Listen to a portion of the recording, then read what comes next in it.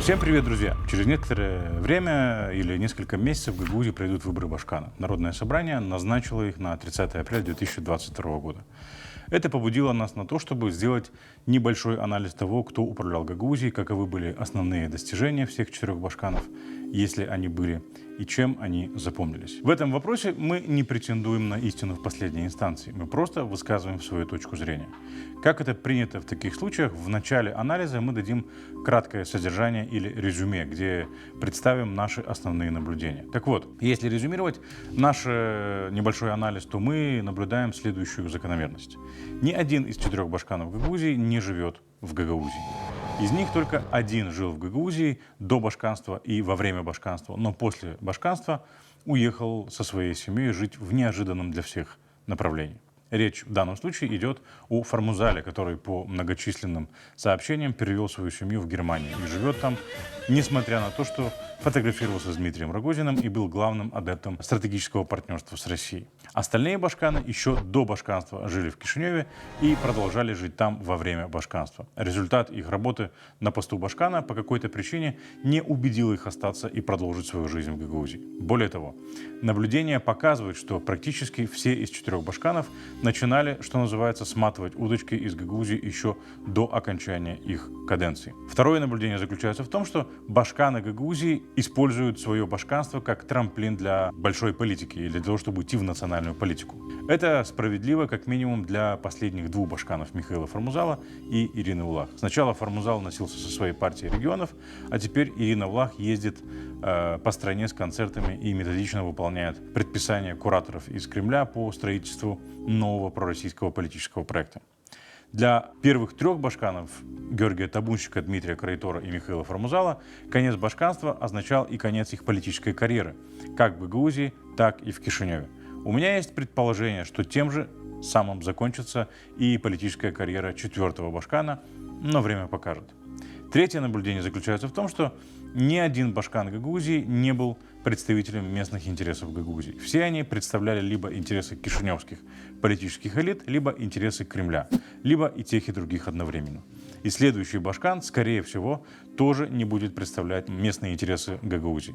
А не будет он их представлять по одной очень простой причине, потому что в Гагаузии нет местных политических сил, способных выработать и выразить интересы местного сообщества. И тут главный вопрос, почему так вышло. Ответ на этот вопрос мы оставим для выводов нашего анализа. А теперь разберем каждого башкана в отдельности. Как пришли к власти, чем запомнились и куда ушли. Итак, поехали. Первым башканом Гагаузии был Георгий Табунщик. Советский номенклатурщик сделал карьеру по колхозной линии. Сначала был агрономом в своем родном селе Копчак, потом стал председателем Совета колхозов Чедрлунского района, потом был первым секретарем райкома партии. С 1987 по 1990 год был заместителем председателя Госплана Молдавской ССР. Получается, что уже с 1987 года Табунщик жил в Кишиневе. За процессами, которые происходили в Гагаузии на рубеже 80-х и 90-х, Табунщик наблюдал из Кишинева. Сначала в должности председателя ревизионной комиссии Компартии Молдовы, потом в период с 92 по 93 в должности председателя Государственной комиссии правительства Республики Молдова по проблемам Южной зоны. С 90 по 94 годы на юге Республики Молдова была одна проблема – самопровозглашенная Гагаузская республика. Собственно, этой проблемой и занималась комиссия, которую возглавлял Табунщик. Работая в Кишиневе, в среде советской номенклатуры, Табунщик по понятным причинам не приветствовал преобразования начала 90-х, поскольку эти преобразования ставили крест на его карьере советского номенклатурщика. По признанию лидеров Гагаузхалкы, Табунщик был противником, в том числе и Гагаузхалкы, движение, которое было лидером процессов, происходящих в Гагаузии в конце 80-х и начале 90-х. Но оказалось так, что первым башканом Гагаузии стал именно Табунщик, несмотря на то, что скептически относился к процессам, которые привели к созданию гагаузской автономии, если не сказать противником. Лидеры гагаузского движения проиграли борьбу за власть в гагаузской автономии, и дальше инициатива в этом вопросе перешла сначала к Кишиневу, а потом в Москве. И никогда уже вопрос власти в Гагаузии не решался в Гагаузии.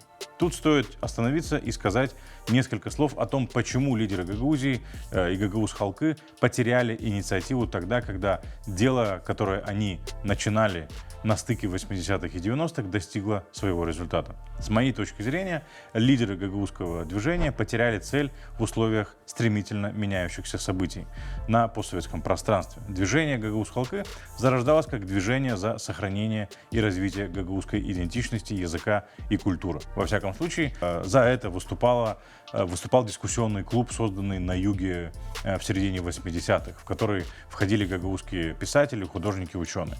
Из этого дискуссионного клуба потом выросло движение Гагаузхалкы. Уже к концу 80-х движение Гагаузхалкы перестало быть движением, выступавшим за сохранение гагаузской идентичности, языка, культуры и возрождение исторической памяти гагаузов. Оно трансформировалось в движение за сохранение второй идентичности гагаузов, русскоязычной, которая была навязана за годы Советского Союза в результате голода 46-47 годов, депортаций и политики русификации, практиковавшейся в Советском Союзе. Уже на рубеже 80-х и 90-х лидеры Гагаузхалкы стали больше защищать статус гагаузов как русскоязычных.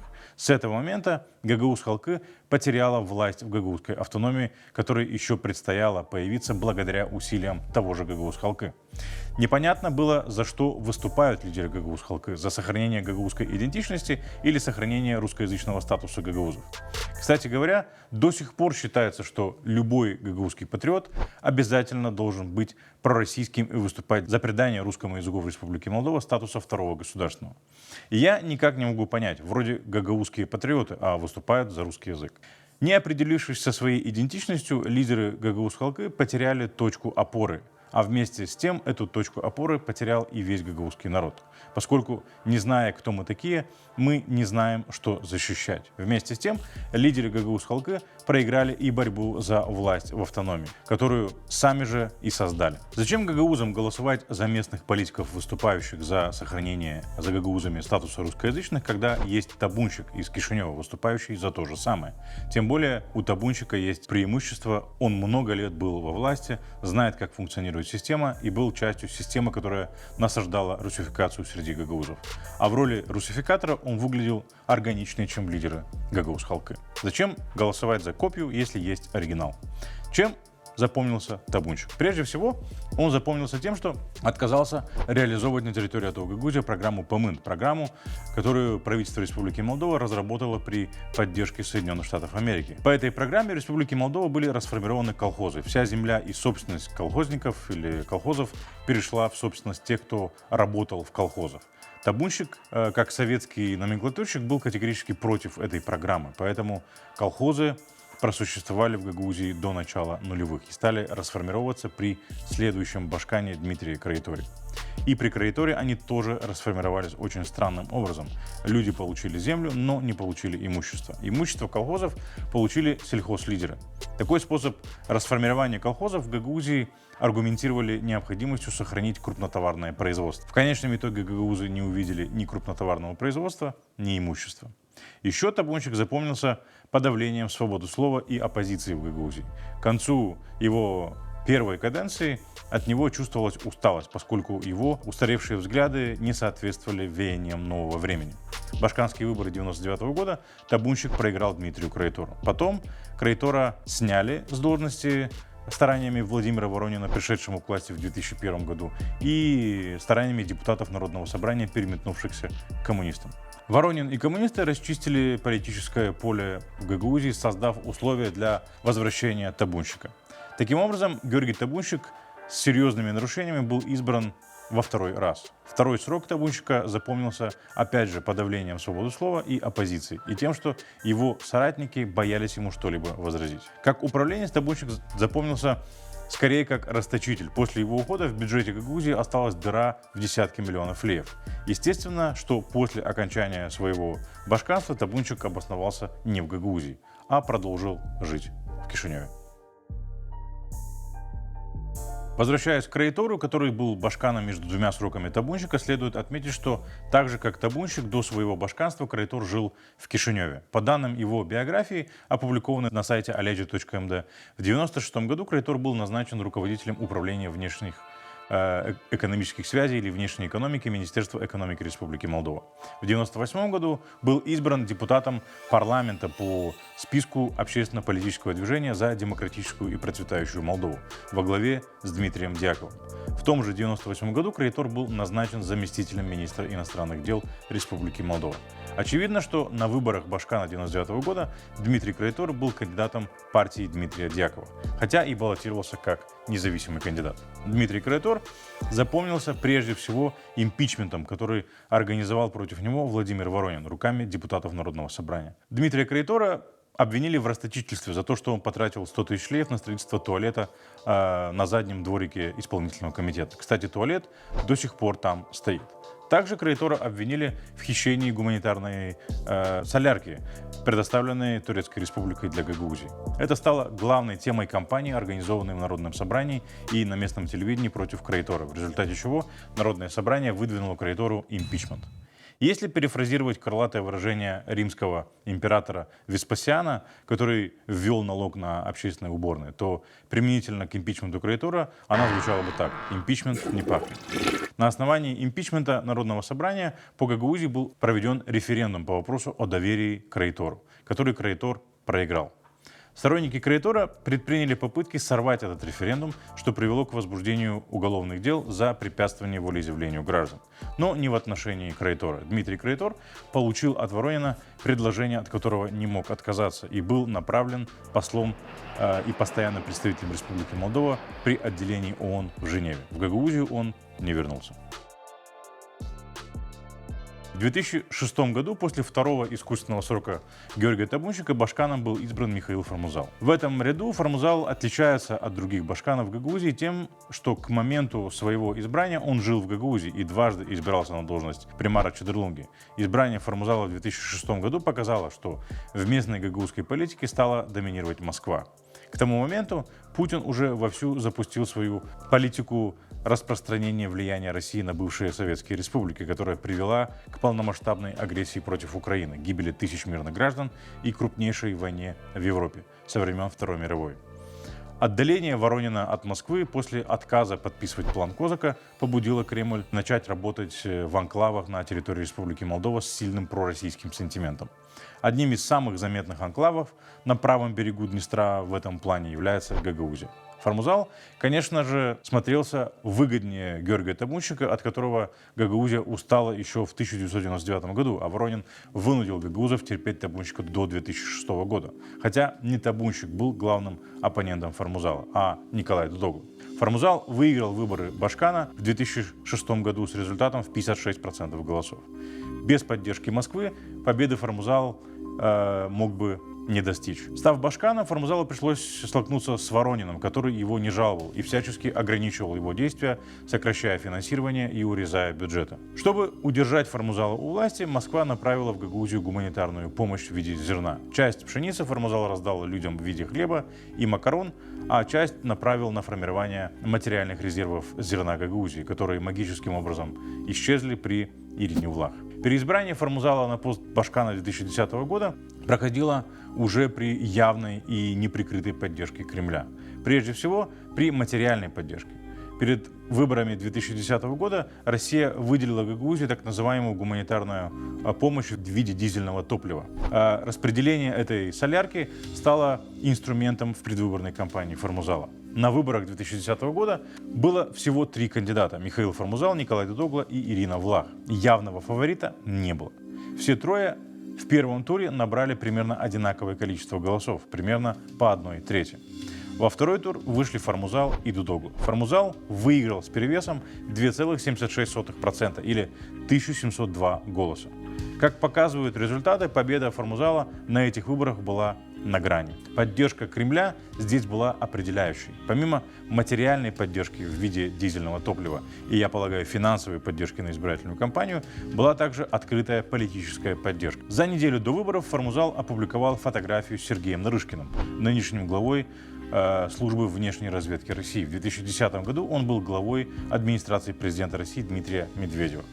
Ради фото Формузала с Нарышкиным организовали церемонию награждения Формузала почетной грамотой президента РФ за выдающиеся заслуги в деле развития российско-молдавского сотрудничества и культурных связей. Судя по всему, ради этой фотографии был организован и сам диплом, ну или грамота.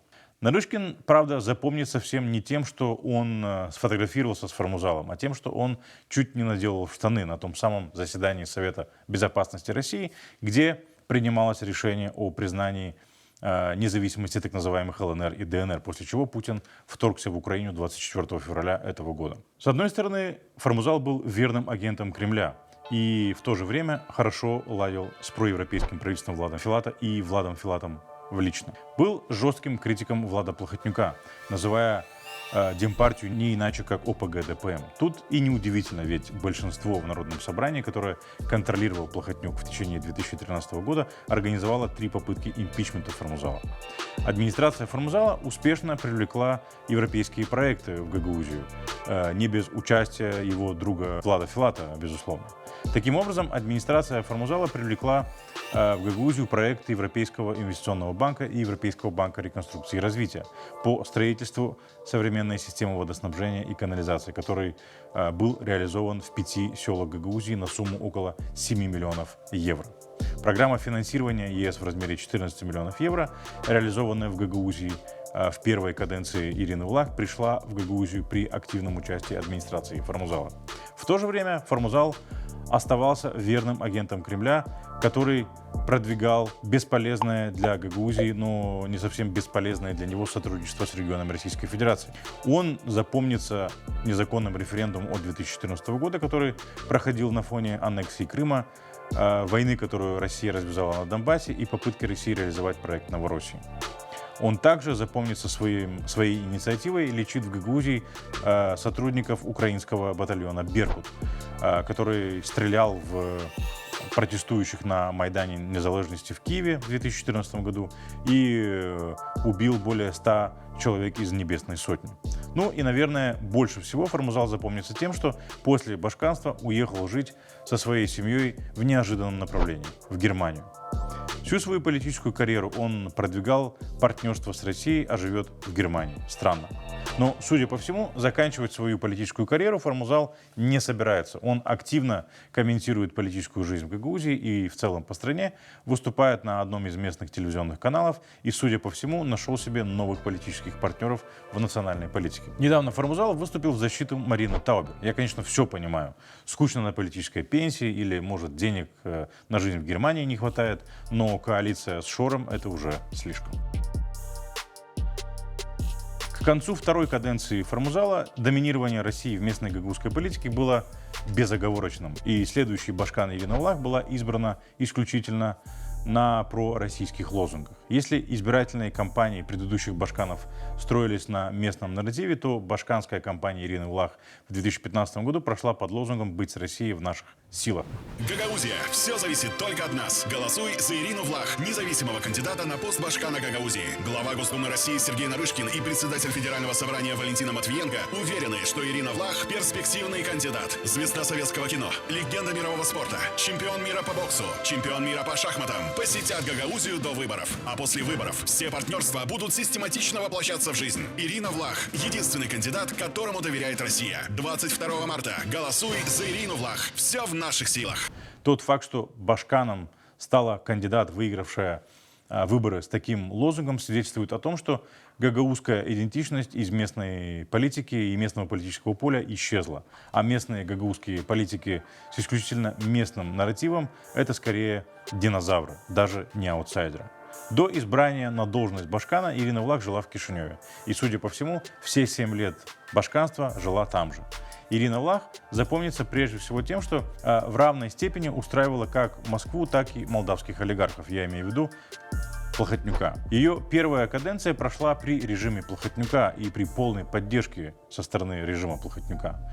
По признанию местных демократов, центральный офис Демпартии не позволял им препятствовать Ирине Влах в Гагаузии.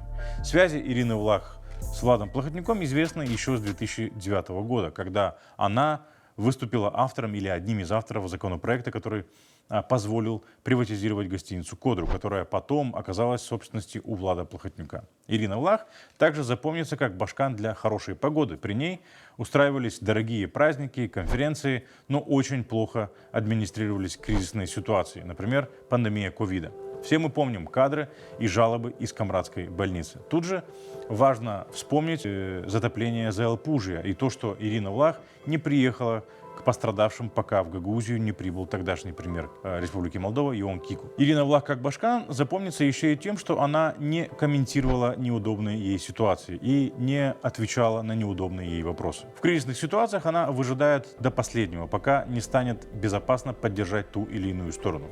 Например, в 2019 году открыто против режима Плохотнюка она высказалась только тогда, когда уже стало очевидно, что режим Плохотнюка пал. Ирина Влах общается только с удобной ей прессой. Ее молчание в кризисных ситуациях, когда необходима реакция Башкана, и молчание в ответ на неудобные вопросы граничат с хамством. Но в этом нет ничего удивительного, когда политическое поле зачищено и нет политиков, способных создать политическую угрозу. А вся политическая поддержка, которая имеет значение, направлена на нее. Башканство Ирины Влах и то, во что оно вылилось, показывает, куда мы все пришли с гагаузской автономией.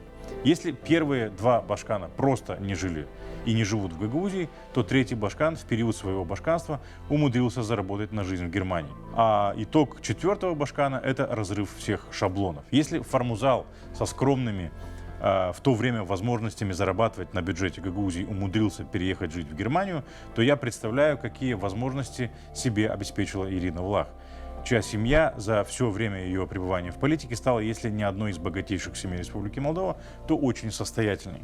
И стала она такой исключительно благодаря тому, что Ирина Влах все эти годы была в политике. Ситуация, описанная выше, показывает, что вся история или проект гагаузской автономии зашел куда-то не туда. Гагаузская автономия не обеспечила сохранение гагаузской идентичности и исторической памяти гагаузов, хотя в этом была основная цель создания гагаузской автономии. Мы теряем нашу этническую идентичность и историческую память каждый день ускоренными темпами. Гагаузия не стала местом благосостояния для гагаузов. Люди в Гагаузии не живут лучше, чем в других районах страны. Уровень благосостояния, который есть в Гагаузии сейчас, мог бы быть достигнут и без особого правового статуса. Единственное, что дала Гагаузия, это возможность обогащения тем, кто контролирует административные, политические и финансовые ресурсы гагаузской автономии. В условиях отсутствия системы сдержек и противовесов внутри Гагаузии все ресурсы Гагаузии сосредоточены в руках Башкана, и он или она распоряжаются ими как хотят, или ими распоряжаются те, кто управляет этими башканами. Иными словами, в Гагаузии создана система, позволяющая обогащаться недобросовестным политикам. Чем недобросовестнее политики, тем богаче они становятся. Все это результат неправильных приоритетов, которые гагаузское сообщество определило еще 30 лет назад, когда начиналось движение, которое привело к созданию гагаузской автономии. Гагаузское сообщество застряло между боязнью унири и неспособностью понять, что Советский Союз восстановить не получится. Ни 30 лет назад, ни сегодня в гагаузском обществе не созрело понимание того, что самым ценным нашим ресурсом являются наш язык, культура, гагаузская идентичность и историческая память, а не русский язык, за который мы так сильно переживаем и которому, кстати говоря, ничего не угрожает. Потеряв свою гагаузскую идентичность, гагаузская автономия перестанет быть интересной не только окружающему миру, но и самим гагаузам. Надеюсь, у нас еще есть время, чтобы этот процесс не стал необратимым.